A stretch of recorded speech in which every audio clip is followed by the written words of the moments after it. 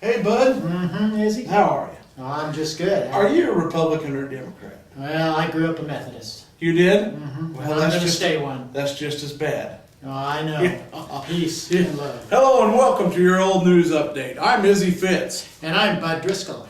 Topping the headlines from yesteryear. January 25th, 1935.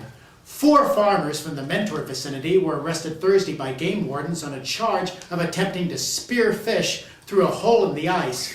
Appeared in city court late that afternoon and pleaded guilty, officials said. The defendants were John Kalb, S.H. Stevenson, J.B. Major, and H.A. Eves. And you know who you are. And more important, the fish do too. Yeah. January 26, 1935. Judicial atmosphere in the court of Judge Will F. Miller was overcome by a thoroughly alien one this morning when a man, his wife, and 4 small children who have been living in a cave along the riverbank were brought in for hearing.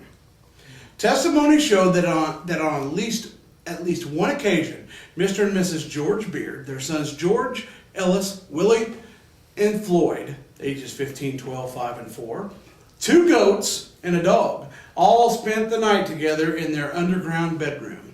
It is a roofed-over basement on property at 235 North Oakdale. The cave is a short distance south of the Elm Street Bridge. At the close of the hearing, Judge Miller declared such conditions should not be tolerated in a civilized community. January 29, 1935. It was moving day for the George Beard family.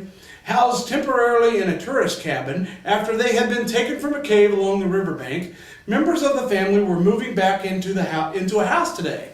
Judge Miller announced that a home has been found for Mr. and Mrs. Beard and their 4 sons in the eastern part of Salina. The exact address was not announced. The dog and 2 goats, which spent at least one night in the cave with a family of 6 people, were disposed of several days ago. And today, Judge Miller advised Beard to sell his automobile. The court told Beard, in effect, that a man working on relief projects and with 4 small mouths to feed would do better to spend his gasoline money on beans. Not with that family. Yeah. January 29th, 1910. Salina is to have an automobile school. It will be started March 1st by Professor T.W. Roach and will be conducted in the college business building. And HL Center has been, HL Center, not HL Center, has been employed as teacher of the department. Professor Roach said this morning, about a year ago, I conceived an idea that an automobile school was needed in Salina. I'm doing a voice. Yeah. Several of my friends and others have either been killed or injured in auto accidents simply because the persons running the machine did not answer it or know how to run it. It is positively dangerous to ride with the average driver of an auto these days. The plan of instruction in this department will first be to teach construction and repairing, and then it will be time enough to learn how to operate the machine. 10 and 2. Really good. January 31, 1910. Several grammar school boys were hauled into juvenile court today before probate judge L.J. Supple. Do you think he's very supple? As a result of the accidental shooting of Carl Newcomb by Ralph Johnson, a playmate, on the playgrounds of the grammar school last Monday. It appears that several of these young lads were in the habit of carrying revolvers concealed in their clothes. Many of them seemed to have the Wild West spirit very badly. Ralph Johnson had a .22 caliber double-action revolver and told Carl Newcomb, a boy of about 15, about his gun. Then he drew the gun from his pocket and turned it toward the Newcomb boy. It was discharged. The bullet entered young Newcomb's coat nearly over the heart and pierced this coat and went into the vest pocket. Luckily for the boy, he had a penny in his vest pocket, and the bullet struck this penny, bending it almost double.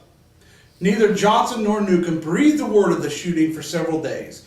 When Carl finally told his brother, who informed Officer Stonebreaker that perhaps there were several other boys who were carrying weapons, an investigation was started today. You sure that's not your brothers? Sounds like your brothers. Yeah. We're a little on the wild side, aren't we? I'm telling you. Yeah. Well, read more about the way things used to be in the look back section of Monday's Salina Journal. Thank you, have a good evening, and we'll see you yesterday. Bang.